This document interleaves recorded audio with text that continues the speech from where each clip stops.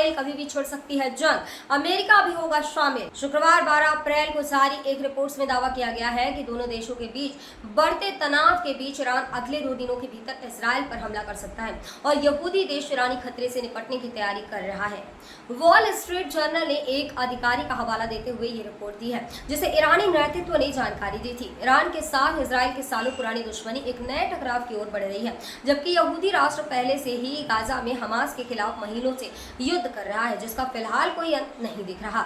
Wall street journal ने जिस अधिकारी के हवाले से ये दावा किया है, उसने ये भी कहा है कि ईरान अभी भी इसराइल पर सीधे हमले के राजनीतिक जोखिमों का आकलन कर रहा है। द वॉल स्ट्रीट जर्नल की रिपोर्ट्स के मुताबिक ईरान के सर्वोच्च नेता अयातुल्ला अली खामेनेई ने एक सलाहकार ने कहा है कि हमले की योजना से संबंधित फाइल सर्वोच्च नेता के सामने मौजूद है और वह अभी भी राजनीतिक जोखिम का आकलन कर रहे हैं।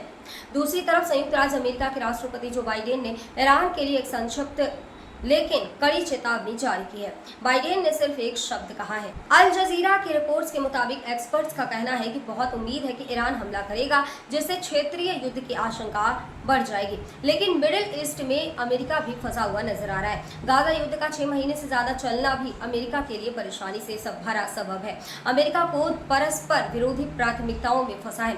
हालांकि वो गाजा युद्ध में इसराइल के लिए बिना शर्त समर्थन की पेशकश कर चुका है। दूसरी तरफ ईरान बार बार इसराइल के खिलाफ एक्शन लेने की बात कर रहा है, लेकिन अभी तक उसने हमला करने की हिम्मत नहीं की है। ईरान जानता है कि युद्ध शुरू होने के बाद इजराइल क्या क्या कर सकता है और उसकी सबसे बड़ी चिंता अपने परमाणु संयंत्र को बचाने की होगी।